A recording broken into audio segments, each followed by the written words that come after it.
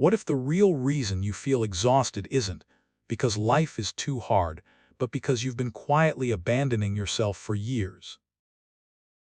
What if the anxiety you carry, the tension in your body, the constant need to keep going is not a personal failure, but a signal you've been taught to ignore? And what if 2026 is not asking you to become stronger, more productive, or more successful, but simply to stop turning away from yourself? This is not a story about doing more.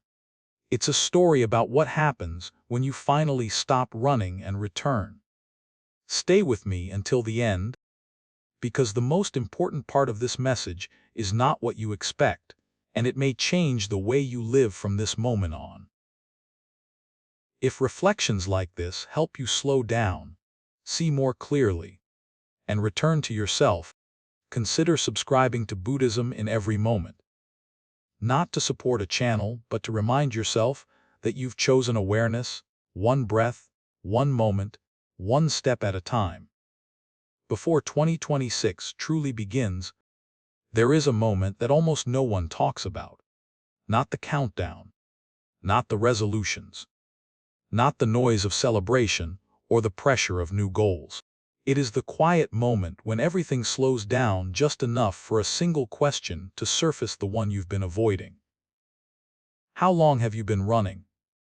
Not running in the obvious way, not away from danger or failure, but running from stillness, running from the subtle voice inside that has been asking, patiently and repeatedly, to be heard. For many people, life does not feel broken. It looks functional. It looks respectable. It looks successful from the outside.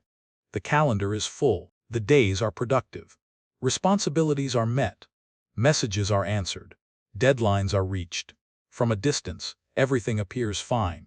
And yet, beneath that surface, there is a different truth, one that rarely gets acknowledged because it has no dramatic language. It doesn't scream. It doesn't demand attention. It simply waits. It is the quiet fatigue that does not disappear after rest, the heaviness that arrives even on good days, the strange sense of distance you feel from your own life, as if you are always participating, but never fully present. This kind of exhaustion is not caused by doing too much. It is caused by leaving yourself behind for too long. In modern life, especially in a culture that values movement, achievement, and constant forward motion, slowing down can feel uncomfortable, almost threatening. Stillness is often mistaken for laziness. Pausing is confused with falling behind.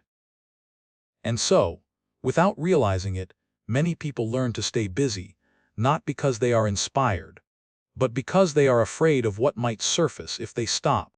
But Buddhism does not see stillness as a problem to fix. It sees it as a doorway. Before any real change can happen, there must be a moment of honest recognition. Not judgment, not self-criticism, just seeing clearly. And the truth is this: many people have been living on autopilot for years. Not because they chose to, but because that is what the world quietly trains them to do. Wake up, perform, endure, repeat. In that rhythm, the inner life slowly gets pushed aside. Needs become negotiable. Emotions become inconvenient. Rest becomes something to earn rather than something essential. And over time, a subtle belief forms, one so deeply embedded that it feels normal: I'll come back to myself later. Later, when things calm down. Later, when responsibilities ease. Later, when life feels more stable.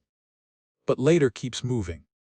What Buddhism gently points out is not that life is demanding, but that we often respond to those demands by abandoning ourselves first. We silence discomfort instead of listening to it. We override exhaustion instead of respecting it. We tell ourselves to endure without ever asking what the cost of that endurance might be. And the cost is not always visible right away. It shows up as a loss of sensitivity, a dullness toward joy, a short temper that surprises you, a sense that even when life improves externally, something inside remains untouched. This is not failure. This is not weakness. This is a signal. Before the new year begins, Buddhism invites a very different kind of reflection. Not a list of things to improve, but a single, grounding question: where have you been leaving yourself behind? This question does not demand immediate answers. It doesn't require you to change your life overnight. It simply asks for honesty. Because honesty is the beginning of awareness, and awareness is where the path starts. In Buddhist teaching, returning does not mean retreating from life. It means re-entering life with clarity. You are not asked to drop your responsibilities or reject the world. You are asked to stop disappearing within it. The idea of putting yourself first is often misunderstood, especially in cultures where self-sacrifice is praised and rest is viewed with suspicion. But Buddhism does not frame this as indulgence or ego. It frames it as refuge. You yourself are your own refuge. This does not mean isolating from others. It means recognizing that no one else can listen to your inner life for you. No one else can feel your exhaustion, your quiet grief, or your unmet needs. And no one else can walk this path of awareness in your place. 2026 does not require you to strain harder. It does not ask you to become a better version of yourself in the way the world usually means it. It asks for something far simpler and far more difficult. It asks you to stop running, to notice the breath you've been holding, to acknowledge the tiredness you've normalized, to recognize the parts of yourself that have been waiting patiently while you stayed busy. This is not a dramatic turning point. There is no sudden transformation here. Just a pause, a moment of stillness in which you allow yourself to be where you are without immediately trying to escape it. In Buddhism, this pause is not passive. It is deeply active. It is the moment when the mind stops being dragged forward by habit and begins to see clearly. And in that clarity, something important becomes possible. You begin to realize that you don't need a new life. You need to return to the one you already have.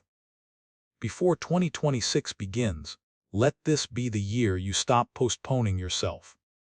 Not by doing more, but by finally allowing yourself to arrive right here, right now, as you are. Because nothing meaningful can grow from a place you keep abandoning. For many people, the idea of putting yourself first triggers an immediate sense of discomfort. It feels wrong, suspicious, almost immoral. As if the moment you choose yourself, you must be taking something away from others. This belief did not appear by accident. It was learned slowly, absorbed through years of subtle conditioning. Be useful. Be agreeable. Be productive. Be strong. Be available. Somewhere along the way, worth became tied to how much you could give, how much you could endure, how little you needed in return. And so, choosing yourself began to feel like a betrayal. But Buddhism does not ask you to abandon compassion. It asks you to understand where compassion begins. And the truth is quiet but uncompromising compassion that excludes yourself is incomplete. It eventually collapses under its own weight. When you are taught to put others first without awareness, something subtle happens inside. You begin to measure your value by external approval. You start listening more carefully to expectations than to your own inner state.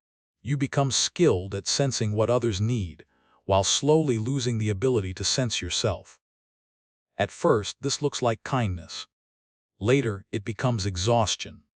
Eventually, it turns into disconnection. Not because you stopped caring, but because you cared without boundaries. Buddhism does not label this as virtue. It recognizes it as ignorance, not ignorance as stupidity, but ignorance as not seeing clearly. Not seeing how often self-erasure is mistaken for love. Not seeing how frequently guilt replaces wisdom.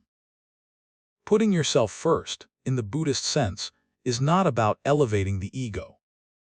It is about ending the habit of self-neglect. It is the decision to stop abandoning your own experience just to maintain an image of goodness or strength. There is a deep difference between self-centeredness and self-awareness. Self-centeredness constantly asks, "What can I get?" Self-awareness asks, "What is actually happening within me right now?"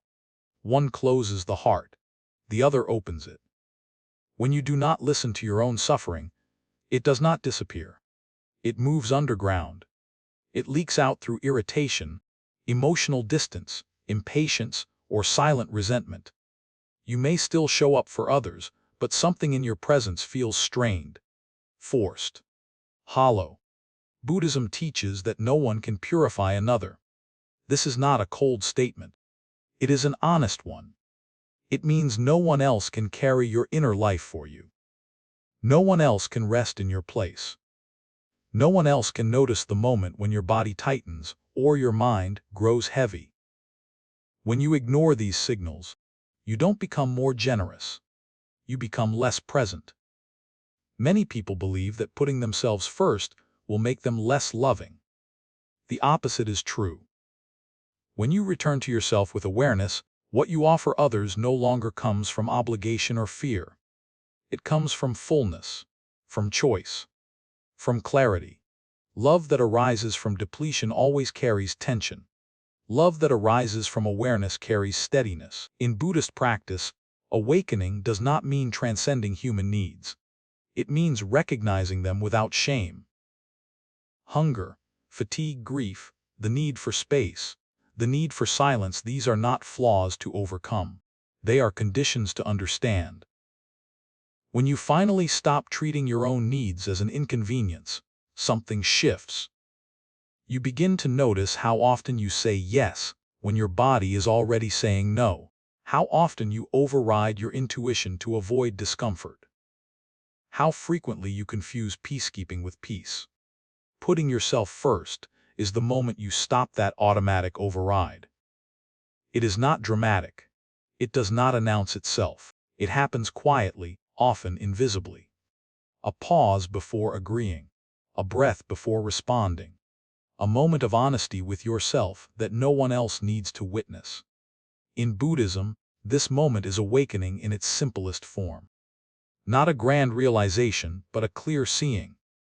Seeing that you have limits. Seeing that those limits are not a failure of character. Seeing that respecting them does not diminish your humanity, it preserves it. When you choose yourself with mindfulness, you do not step away from life. You step into it more fully. You stop living as a role and begin living as a person. And from that grounded place, connection becomes real again. This is why putting yourself first is not selfish. It is an act of responsibility, an act of clarity, an act of awakening. Because when you no longer abandon yourself, you no longer ask the world to fill a void that only awareness can heal. There is a kind of suffering that rarely receives attention because it wears the mask of strength. It does not look dramatic. It does not collapse loudly. It simply persists quietly, steadily, day after day under the name of endurance. Many people are praised for this kind of endurance. They are called reliable, resilient, mature. They are admired for their ability to handle pressure, to keep going without complaint, to stay in situations long after something inside has begun to wither. Over time, endurance becomes part of their identity. Letting go feels unthinkable. Stopping feels like failure. But Buddhism invites us to look much more closely at what endurance actually costs. Not all endurance is wisdom. Not all patience is virtue. And not all strength is healthy. There is a quiet erosion that happens when you endure what harms you without awareness. It does not happen all at once. It happens in increments so small they seem harmless. A tension in the jaw you stop noticing, a shallow breath you assume is normal, a sense of heaviness that follows you even on days when nothing is wrong. This is the cost no one talks about. In many lives, endurance begins as necessity. You stay because you must. You endure because there is no immediate alternative. Buddhism does not deny this reality. But what it questions is what happens when endurance continues long after its purpose has passed, when it becomes automatic, unquestioned, and rooted not in wisdom, but in fear. Fear of instability, fear of disappointing others, fear of losing what is familiar, even when the familiar is painful. In Buddhist teaching, patience is known as khanti, but khanti is often misunderstood. It is not the clenched teeth patience of self-suppression. It is not silence born of fear. True patience arises from clarity. It is the ability to see a situation fully, understand its nature, and respond without hatred or self-betrayal. Endurance without clarity is not patience. It is self-abandonment. When you continue to endure something that steadily drains your life energy, the body knows long before the mind admits it. The body tightens. Sleep becomes shallow. Joy fades into habit. You may still function well, but something essential begins to recede. And because this suffering unfolds slowly, it becomes easy to normalize. I'm just tired. This is how life is. Everyone feels this way. But not everyone feels this way. Many feel this way because they have learned to confuse survival with living. Buddhism does not praise blind endurance. It teaches discernment. It asks you to look honestly at what endurance is producing within you. Is it cultivating understanding or accumulating resentment? Is it strengthening compassion or hollowing it out? There is a profound difference between enduring a necessary difficulty on the path of growth and enduring something that steadily erodes your dignity and peace. Necessary difficulty carries meaning. It deepens presence. Harmful endurance dulls the mind and contracts the heart. Some people remain in situations where they are constantly disrespected, overextended, or emotionally unseen, believing they are practicing patience. But inside, their minds grow heavy. Bitterness forms quietly. Their kindness becomes strained. This is not patience. It is fear disguised as virtue. Buddhism teaches that compassion must include yourself. Continuing to harm yourself without awareness is also an unwholesome action. When you knowingly remain in conditions that disturb the mind day after day, you are moving against the path of clarity the Buddha pointed toward. Letting go, in this context, is not weakness. It is not running away. It is the natural result of seeing clearly. When you finally recognize that a form of endurance no longer nurtures understanding, no longer supports balance, and no longer serves growth, stopping becomes an act of wisdom. This does not mean abandoning responsibility. It means redefining it. You are responsible not only for what you endure, but for what you allow to shape your inner life. When endurance is rooted in fear, it tightens the mind. When patience is rooted in wisdom, it brings lightness. The difference can be felt immediately. One drains you slowly, the other steadies you. Many people believe they must prove their strength through suffering. Buddhism offers a gentler truth. You do not need to measure your worth by how much pain you can tolerate. You do not need to sacrifice your inner stability to appear strong. True strength is the courage to listen when your body and mind say, "This is too much." True patience is knowing when to stay and when to step away without resentment. True wisdom is realizing that endurance is only meaningful when it does not destroy the one who endures. When you release blind endurance, you are not giving up. You are waking up. And in that awakening, space begins to open for clarity, for balance, and for a way of living that no longer requires you to slowly disappear in order to survive. For many people, discipline has become a word that carries weight. It sounds rigid, demanding, unforgiving. It is often associated with pushing harder, waking earlier, tolerating more, and overriding whatever resistance appears inside. In modern life, discipline is praised as force, as willpower, as the ability to dominate the self in order to achieve an external result. And for a time, this approach seems effective. It produces movement. It creates structure. It generates visible outcomes. But beneath that surface, something quieter is happening, something Buddhism has been pointing to for centuries. Force creates tension. Tension creates exhaustion. And exhaustion eventually breaks clarity. In Buddhist teaching, discipline does not begin with effort. It begins with understanding. It is not measured by how much you can endure, but by how clearly you can see what is no longer necessary. True discipline is not about adding more to your life. It is about removing what quietly drains it. This is a radical shift from how discipline is usually understood. When discipline is driven by fear of falling behind, fear of not being enough, fear of losing control, it becomes aggressive. You push through signals your body is sending. You override emotional fatigue. You treat rest as a reward instead of a requirement. Over time, discipline turns into pressure, and pressure slowly disconnects you from yourself. Buddhism does not call this discipline. It calls it ignorance wearing the costume of strength. In the Buddhist path, discipline is protective. It exists to preserve life energy, not consume it. It is the clarity to recognize which actions, habits, and patterns disturb the mind, and the courage to stop feeding them even when they feel familiar. This kind of discipline is quiet. It does not announce itself. It often looks like doing less, not more. Letting go is central here, but letting go is often misunderstood.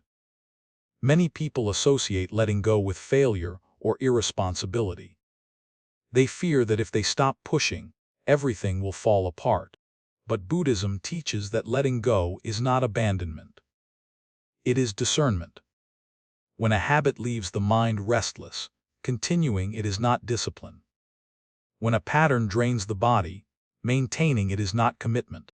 When an activity steadily erodes presence, forcing yourself to endure, it is not strength. Letting go, in this sense, is an act of wisdom. It is the result of seeing consequences clearly and choosing not to continue harming yourself out of habit or fear. There are many forms of quiet leakage in daily life. Repetitive thoughts that loop endlessly without resolution. Conversations that leave you heavier than before. The constant pressure to be reachable, responsive. For many people, boundaries carry a quiet fear. They are often imagined as walls, cold, rigid, separating. To set a boundary can feel like an act of rejection, a withdrawal of love, or a risk to connection. And so, instead of setting limits, many people learn to stretch themselves thinner, believing that generosity means saying yes, even when the body and mind are already exhausted.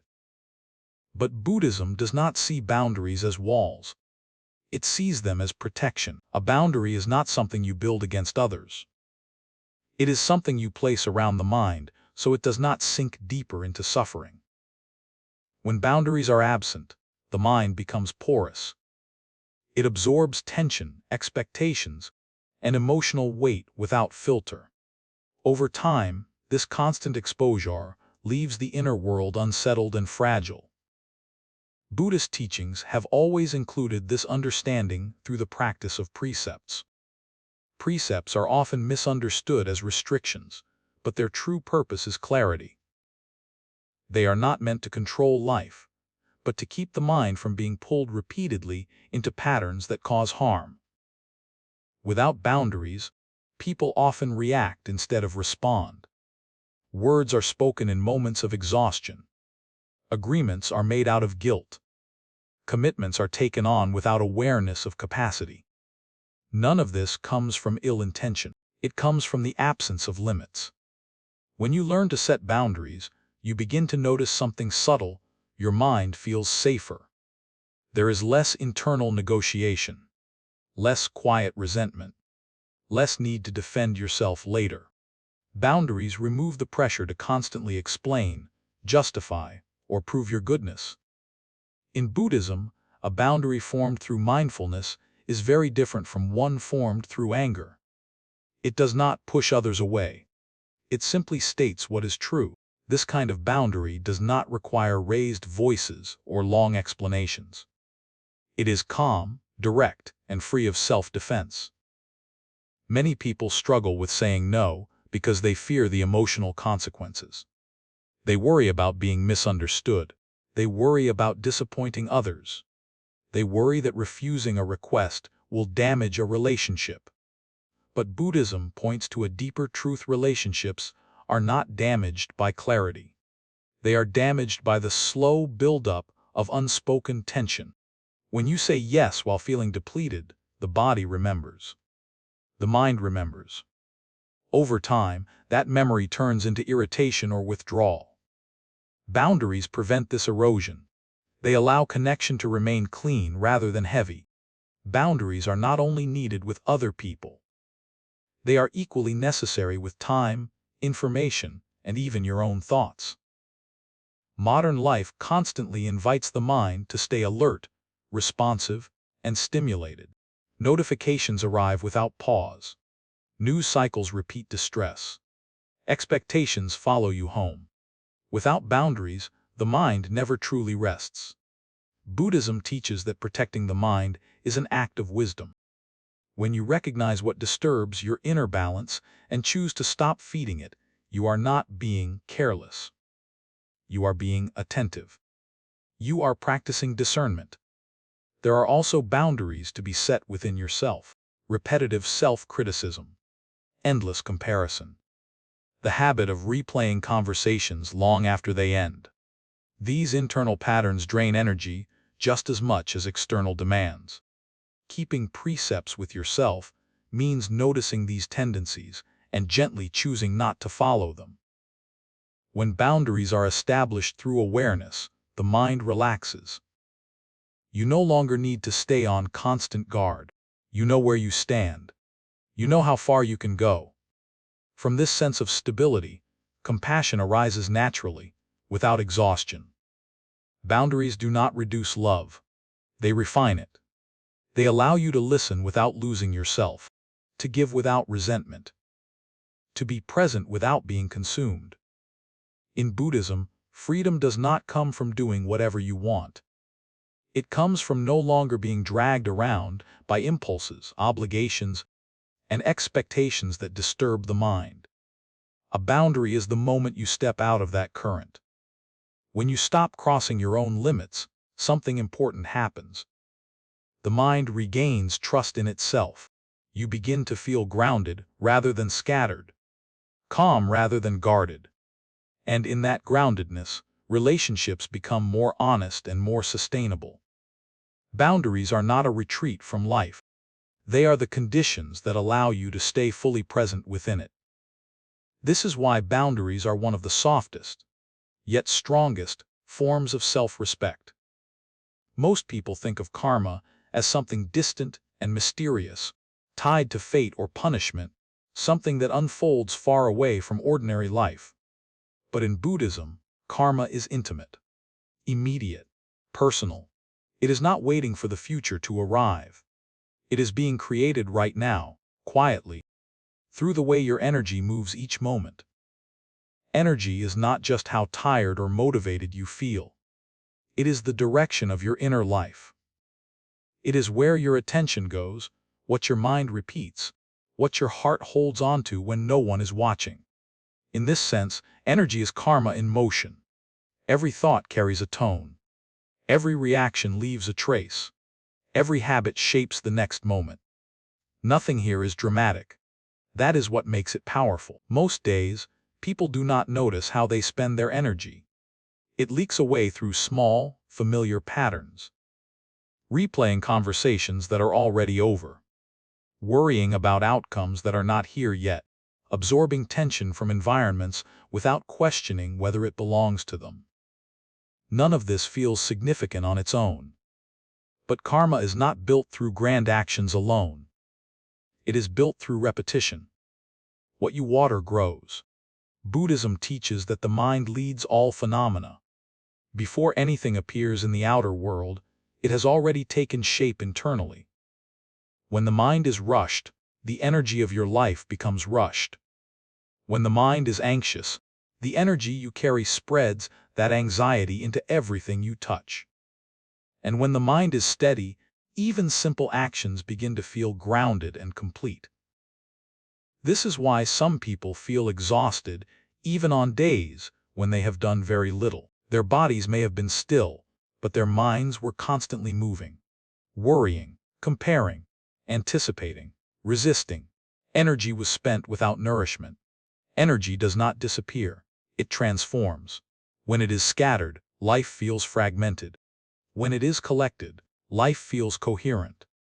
Buddhism does not ask you to control your thoughts or suppress your emotions. It asks you to observe where your energy is going. Observation alone changes the current. When you begin to notice how often your mind returns to the same draining loops, something softens. Awareness interrupts habit. There is a quiet responsibility here, but not a heavy one. You are not responsible for every thought that arises. Thoughts appear naturally. But you are responsible for which ones you continue to feed, which ones you believe, which ones you allow to shape your inner climate. When you understand energy as karma, blame falls away. You stop seeing yourself as broken or unlucky. You begin to see patterns instead of verdicts. You realize that many forms of suffering are not personal failures, but the result of unconscious energy being spent in the same direction for too long. And this realization is liberating. It means change does not require force. It requires redirection. Small shifts matter. Choosing not to follow a familiar worry. Letting an emotion pass without turning it into a story. Pausing before reacting. These moments are not insignificant. They are turning points. Each one alters the flow of energy just enough to create a different outcome. Buddhism often speaks of seeds. Each mental state is a seed, and daily life is the soil. The seeds you water most often will shape the landscape of your mind. If you repeatedly nourish urgency, life begins to feel urgent. If you repeatedly nourish resentment, the world feels hostile. But if you nourish awareness, patience, and care, the inner world gradually becomes more stable.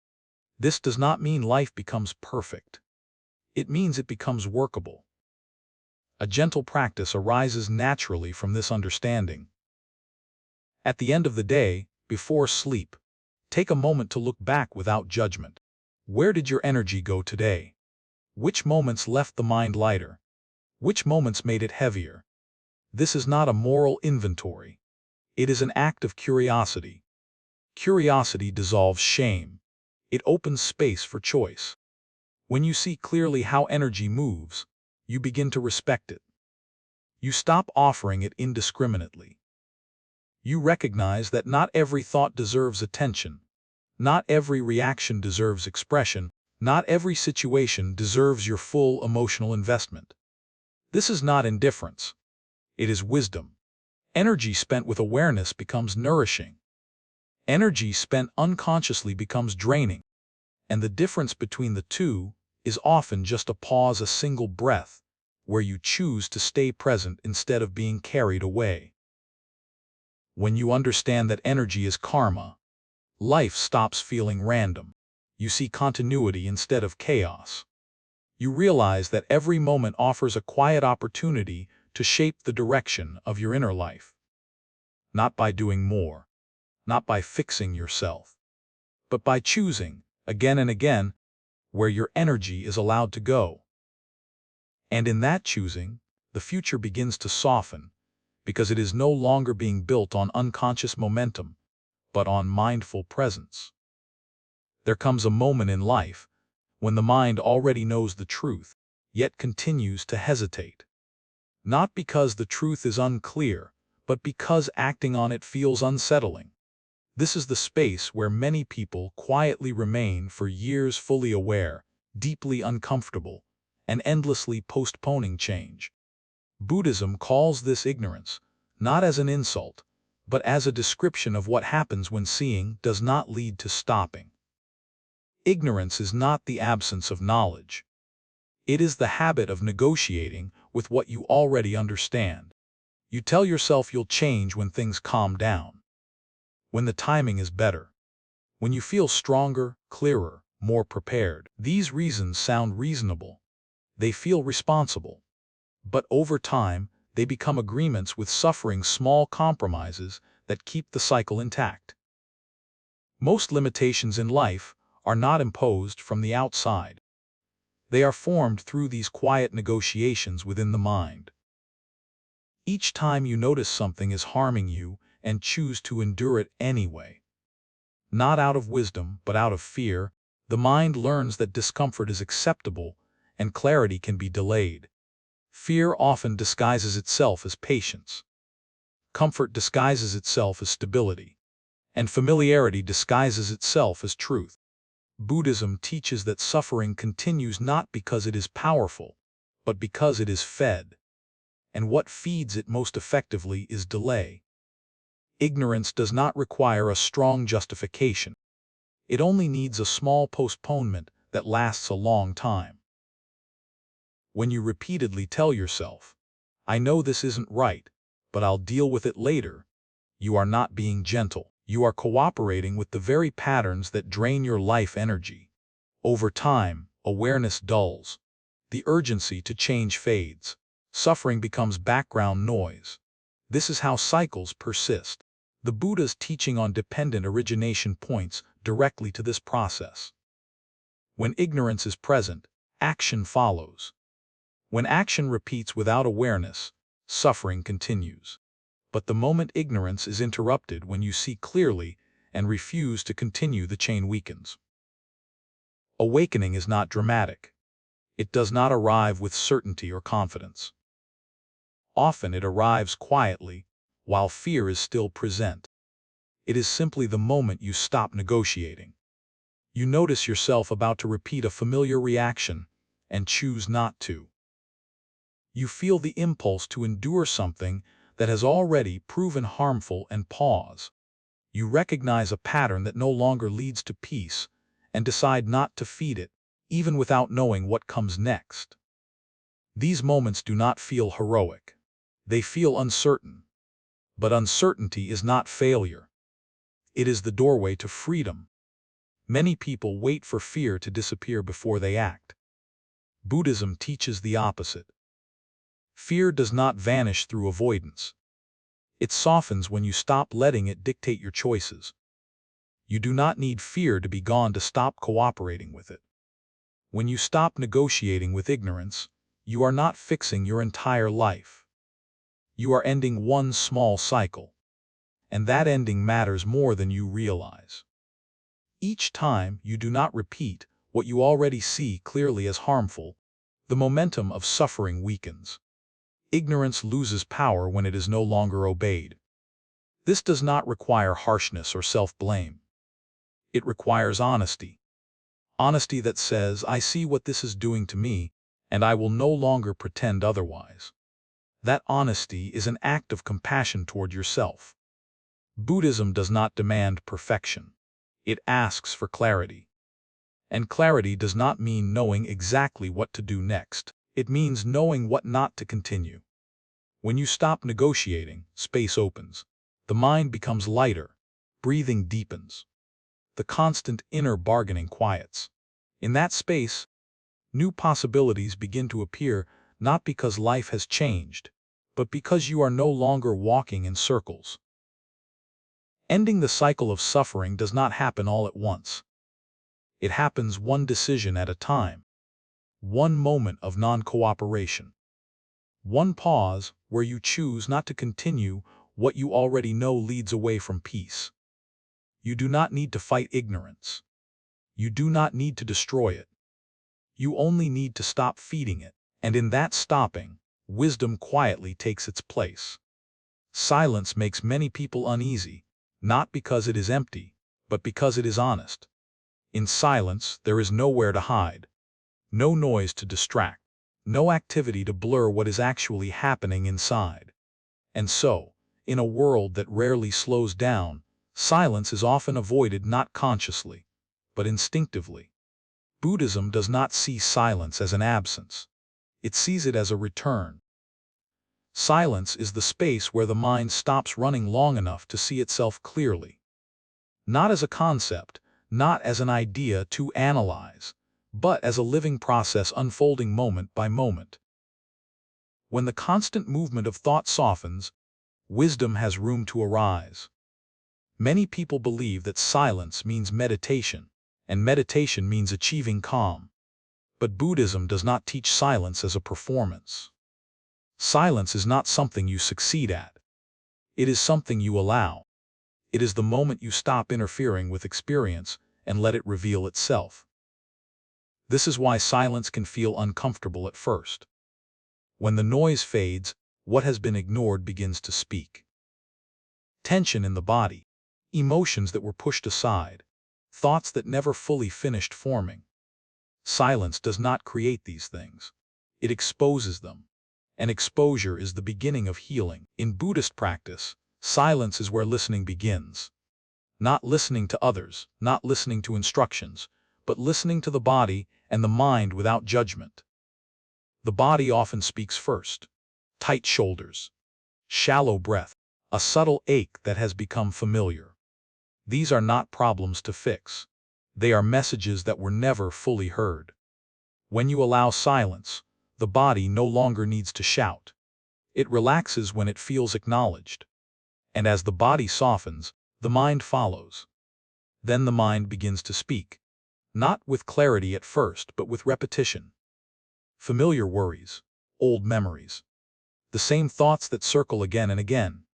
Silence does not push them away. It does not argue with them. It simply illuminates them. This illumination changes everything. When a thought is seen clearly without being followed, it loses its grip. When an emotion is recognized without being acted upon, it begins to transform. Buddhism teaches that wisdom arises not from thinking more, but from seeing without disturbance. Silence allows this seeing. It does not require special conditions. It does not require a retreat or a perfect environment. Silence can appear in ordinary moments. The pause before a sip of coffee. The stillness in a parked car. The breath you take while waiting in line. These moments are not insignificant. They are doorways. In silence, you learn impermanence directly. Thoughts arise and pass. Emotions swell and settle. Even restlessness changes when it is not resisted. This teaches the mind a deep lesson. Nothing needs to be fought in order to move on. Many people are afraid that if they slow down, they will lose momentum or fall behind. Buddhism reveals the opposite. When the mind rests in silence, energy begins to restore. Not the restless energy of urgency, but the steady energy of presence. Silence does not make life smaller. It makes it clearer. You begin to notice how quickly the mind jumps ahead or clings to the past. You see how often tension is created unnecessarily. And in that seeing, you gain the freedom to not be carried away. The Buddha returned to silence again and again, not to escape the world, but to understand it. Silence was not withdrawal. It was alignment. From silence, action became precise rather than reactive. Speech became meaningful rather than habitual. When silence becomes a place you trust, you stop fearing the empty spaces in life. You no longer need to fill every moment with sound, thought, or activity. You learn that being present is enough. This trust changes how you move through the world. You listen more deeply. You respond more slowly. You act with less force and more clarity. Silence becomes a source of strength, not because it shields you, but because it grounds you. And when you return to life from silence, you do not return detached. You return awake. Silence does not separate you from experience. It brings you closer to what is real. In that closeness, truth speaks not loudly, not urgently, but with a steadiness that does not need to convince. It simply is. Most people believe their inner life is shaped primarily by willpower. If they are anxious, they try to think differently. If they are restless, they try to calm themselves. If they are unhappy, they assume something inside them must be fixed. But Buddhism offers a quieter, more compassionate insight. The mind does not exist in isolation. It is constantly being shaped by conditions. And many of those conditions are chosen unconsciously. Your environment is not just where you live or work. It is the emotional climate you move through every day, the conversations you repeatedly enter, the information you allow into your mind, the pace you normalize, the tone of the spaces you spend the most time in. These influences do not shout. They seep in slowly, shaping perception before you realize it. Buddhism teaches that nothing arises on its own. Every state of mind is the result of causes and conditions coming together. Peace is not a personality trait. Anxiety is not a flaw. They are outcomes. An environment is one of the strongest conditions of all. This is why two people with similar intentions can experience life very differently. One may feel constantly unsettled despite sincere effort. The other may feel naturally grounded with little force. The difference is often not effort, but exposure. When the mind is placed in an environment filled with urgency, comparison, and constant stimulation, it learns to be urgent, comparative, and restless. When it is placed in an environment that values slowness, listening, and care, those qualities begin to grow without strain. Many people try to practice mindfulness while remaining immersed in conditions that undermine it. They seek calm but surround themselves with noise. They long for clarity but consume information designed to provoke reaction. This is not a personal failure. It is a misunderstanding of how the mind works. Trying to keep inner peace in a constantly agitating environment is like trying to keep a small flame alive in strong wind. The flame is not weak. The conditions are simply not supportive. Buddhism does not teach escape from life. It teaches responsibility for conditions. This responsibility is not rigid or extreme. It is gentle and observant. It asks you to notice what repeatedly unsettles your mind and to question whether you need to keep placing yourself there. Environment includes people, but it also includes habits, media, and emotional atmospheres. Certain relationships may constantly activate defensiveness or self-doubt. Certain spaces may carry unspoken pressure. Certain forms of information may quietly train the mind to stay alert, worried, or dissatisfied. None of this means you must cut everything away. Buddhism does not advocate withdrawal through anger or rejection. It teaches adjustment through understanding. There are seasons in life when distance is necessary for recovery. There are times when closeness is nourishing. Wisdom lies in knowing the difference. When you begin to change your environment, change often happens without struggle. The mind becomes less reactive, not because you forced it, but because it is no longer being provoked at every turn. Old habits loosen. Breath deepens. Presence returns. This does not make life smaller. It makes it more refined. Choosing environment is choosing the direction of your life, not all at once, not dramatically, but gradually, through quiet alignment. Each time you place yourself in conditions that support awareness, you plant a new cause. That cause may not bear fruit immediately, but it will shape what becomes possible. Buddhism often speaks of being near the wise, not because wisdom is contagious in a mystical way, but because conditions matter. Just as a garden shapes the growth of its plants, the environment shapes the mind. You absorb more than you intend. You become attuned to what surrounds you. When you understand this, blame dissolves. You stop seeing struggle as a personal defect. You begin to see life as a flowing system of influences. And within that system, you regain agency not by controlling everything, but by choosing more carefully where you place your attention and your time. You cannot control every condition, but you can choose what stays close to your mind. And when the environment around you begins to support, rather than disturb your inner balance, the mind stabilizes naturally. From that stability, deeper care for body and mind becomes possible. Not as an obligation, but as a natural response to finally being in the right conditions to breathe. This is not about creating a perfect life. It is about creating a livable one where the mind is no longer constantly swimming upstream, and presence no longer feels like a struggle, but a quiet homecoming. As this journey comes to a close, one truth quietly gathers everything we have explored into a single understanding. Putting yourself first is not an act of separation from life, it is the way you finally return to it. Throughout this reflection, we did not talk about becoming extraordinary, fixing yourself, or chasing a better version of who you are.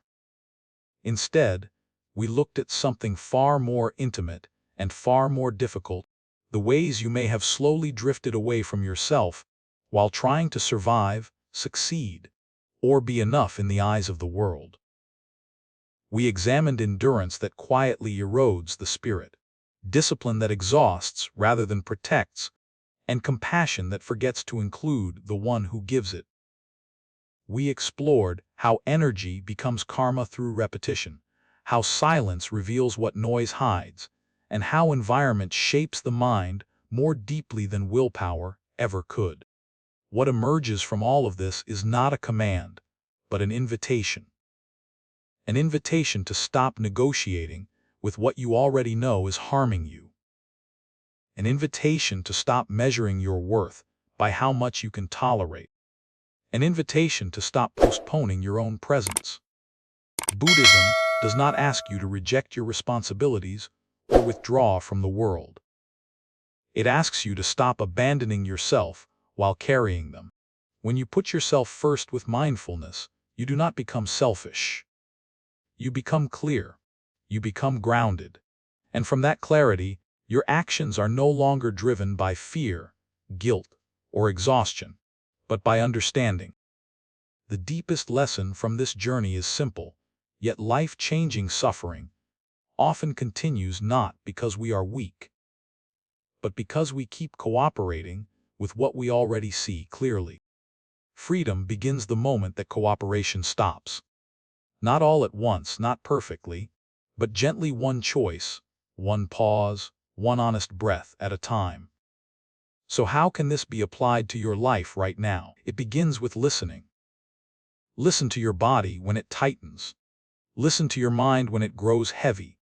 Notice where your energy goes each day and how it returns to you. Ask yourself what you are enduring out of habit rather than wisdom. Pay attention to the environments, both internal and external, that quietly shape your mood and your choices. Create space for silence, even briefly, so you can hear what has been waiting underneath the noise.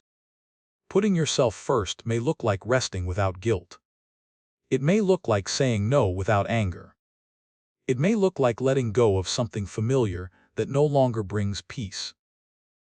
These are not dramatic gestures. They are acts of awareness. And awareness, practiced consistently, changes the direction of a life. Now I invite you to reflect.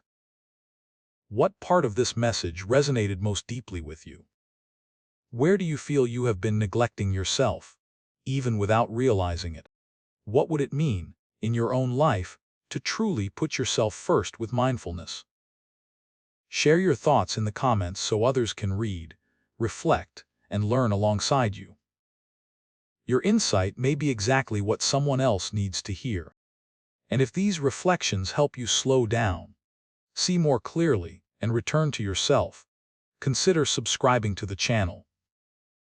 Your support helps keep this space alive and allows us to continue creating thoughtful, meaningful content that meets life with awareness, compassion, and depth. Thank you for being here, for listening, and for choosing to stay with yourself one moment at a time.